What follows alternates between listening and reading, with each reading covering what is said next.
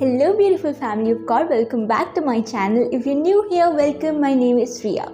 So the title for today's video is Orion, the celestial showpiece. In all my videos, we have been studying Bible astronomy, which in short is the story of the stars as told by God in the Bible. For those joining for the first time, I suggest you to hear my previous videos for a fuller understanding of Bible astronomy. Today, we shall study the constellation Orion mentioned in the Bible, and therefore it is a part of Bible astronomy. Job chapter 9 verse 9 says, "Who made the Bear and Orion, the Pleiades and the chambers of the south?" Job 38:31 says, "Can you bind the chains of the Pleiades or loose the cords of Orion?" Amos 5:8 says, "He who made the Pleiades and Orion and turns deep darkness into the morning and darkens the day into night, who calls for the waters of the sea and pours them out on the surface of the earth. The Lord is his name." The constellation Orion is also the Seventh-day Adventist Church's favorite constellation. They claim that Lord Jesus will bring his holy city, New Jerusalem, of Revelation 21 through this constellation. This claim appears in millions of their published books, social media, sermons, and is taught in their colleges and universities. Let's study more about this fascinating claim in this video.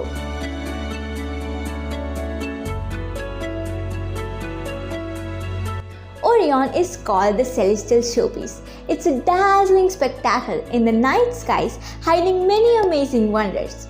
It's the most popular and easily recognizable among the constellations. It's a kind of landmark constellation, perfect for beginners and astronomers alike. When you view the night sky blanketed with millions of stars from a non-city light-polluted area, the constellation Orion arrests our wandering gaze with its gleaming beauty. The astronomer Robert Baker called Orion a gigantic piece of jewelry in the skies. It's the most brilliant of constellations, and it's visible from every inhabited part of the earth.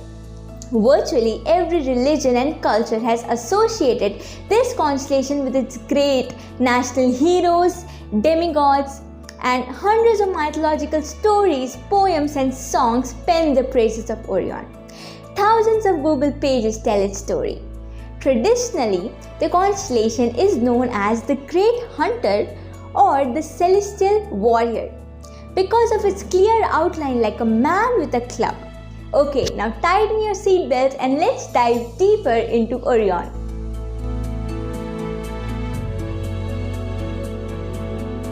Orion's left shoulder, as we look at it, is marked by the supergiant star named Betelgeuse. Bright orange red, it's hard to miss. It's so huge that millions of suns can fit inside. Louis Giglio, in his classic talk "If the Earth Were the Size of a Golf Ball," says that 262 trillion Earths can fit inside the star Betelgeuse. It's the 10th brightest star visible to us and the second brightest in Orion. It is 427 light years away from the Earth, or 427 into 5.88 trillion miles away from us. Light traveling from this star will take 427 years to reach us. Comparatively, light takes only 8 minutes and 20 seconds to travel from our own sun to us.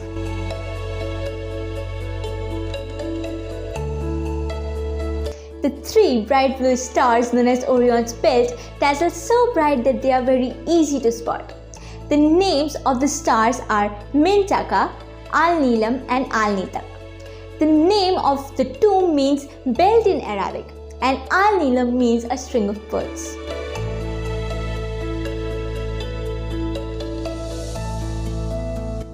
Diagonally opposite below the Orion's belt, the star Rigel is the 7th brightest star in our night sky and is brightest in Orion.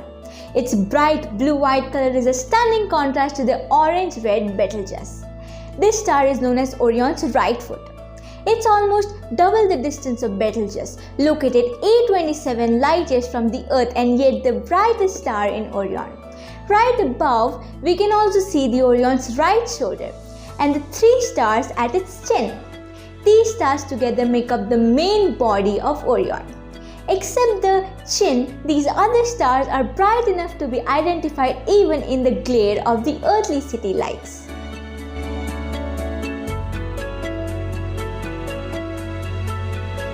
Unlike stars and planets, a nebula is a cloud of gas and dust in the stellar space which is visible in the night sky as an indistinct bright patch or as a dark silhouette against the illuminous matter. Once you have located the Orion's belt, if you look closely, you will notice a curved line of stars hanging from the belt. These stars represent Orion's spot.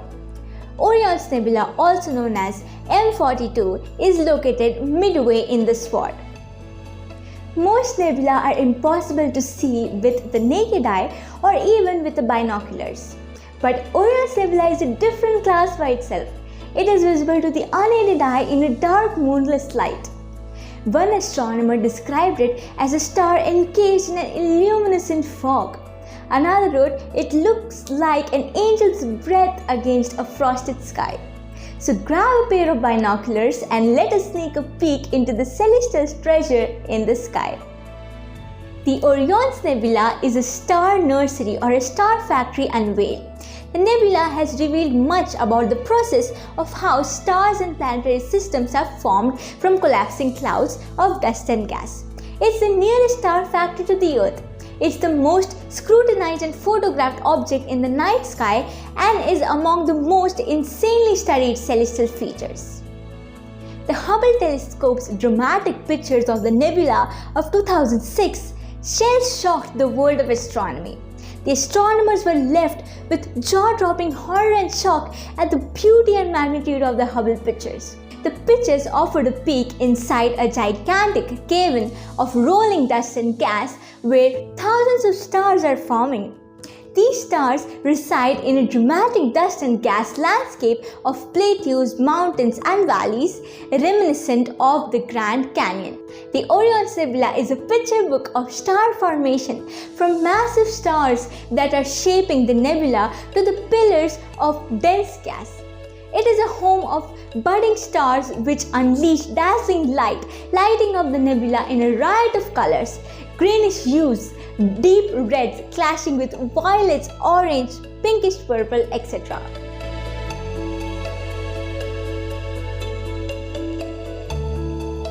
We have seen the Orion's constellation mentioned in the above Bible verses in the book of Job.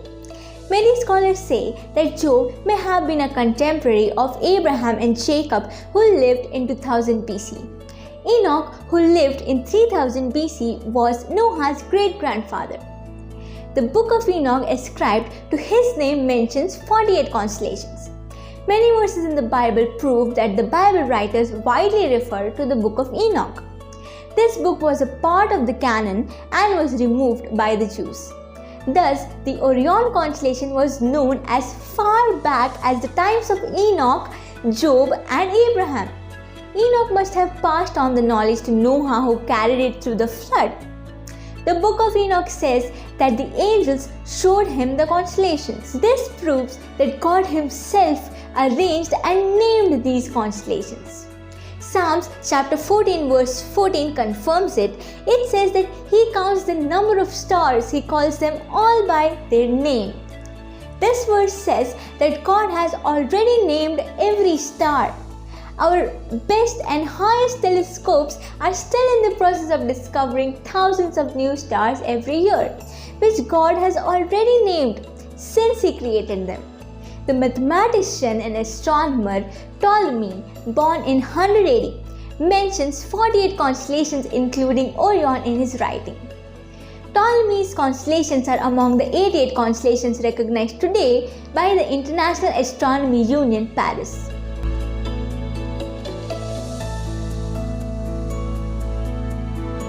The first discovery of Orion's Nebula is generally credited to the French astronomer Nicolas Claude, who observed it with the French refracting telescope in 1610. The first published observation of the nebula was by a Catholic Jewish priest, mathematician and astronomer John Baptist in 1619. The first detection of the trapezium cluster in the nebula is credited to Galileo Galilei in 1619. several prominent astronomers independently discovered and documented it in the following years. In 1659, the Dutch astronomer Christian Huygens published the first detailed drawing of the central region of nebula.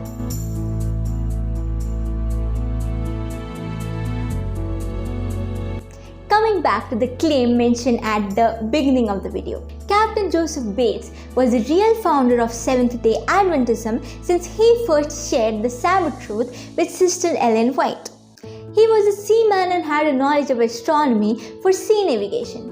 In 1846, having read existing literature on Orion's nebula, he published a pamphlet called The Opening Heavens. In this, he applied John 1:51, which says, "Verily, verily, I say unto you, hereafter ye shall see heaven open, and the angels of God ascending and descending upon the Son of Man to the opening in Orion's nebula."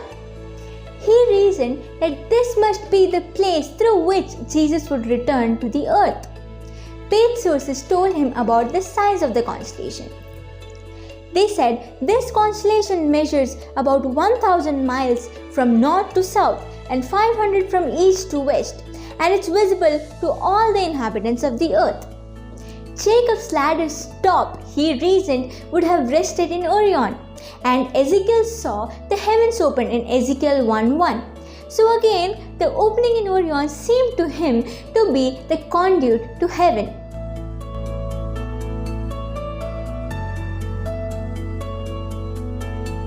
Sister Ellen White picked up Seventh-day Sabbath observation from Captain Bates. She also favored his suggestion that Christ would return to the earth through the Orion's nebula. She had just passed her 21st birthday and was pregnant with her second son when she published this in 1848. She said, "Dark, heavy clouds came up and clashed against each other. The atmosphere parted and rolled back.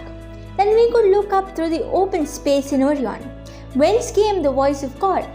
The holy city will come down through that open space." She wrote this in Early Writings, page 41.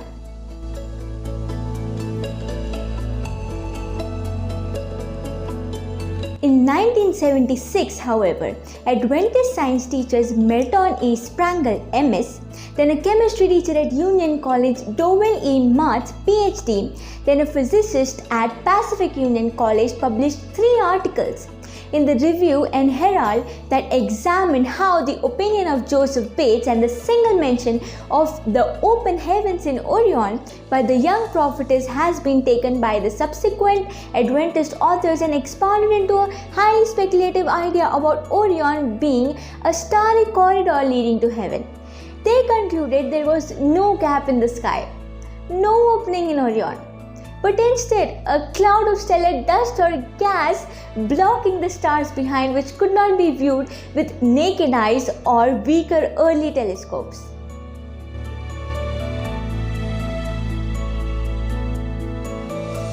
Launched in 1993, the Hubble satellite provides telescopic images 100 times more powerful than the strongest telescopes on Earth have taken.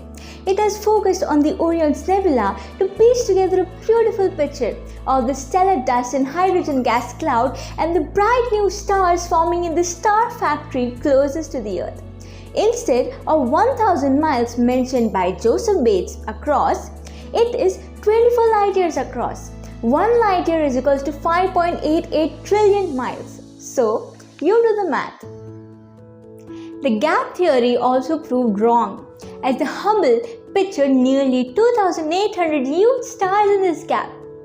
Proplyds, hydrogen and dust stars, rings, blobs, pillars, bright trapezium stars, brown dwarfs, red stars, blue stars, binaries that appear to have been formed there.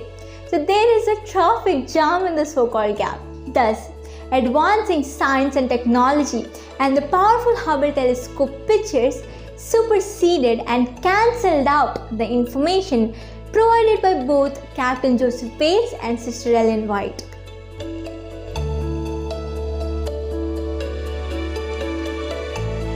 The Hubble telescope is located 547 kilometers from the Earth.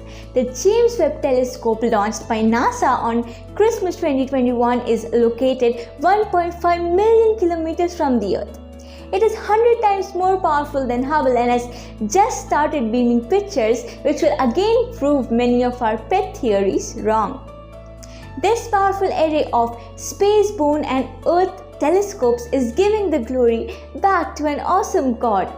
They are just proving how small and finite our calculations are as compared to the miraculous, phenomenal, magnificent star maker God who reigns supreme above all.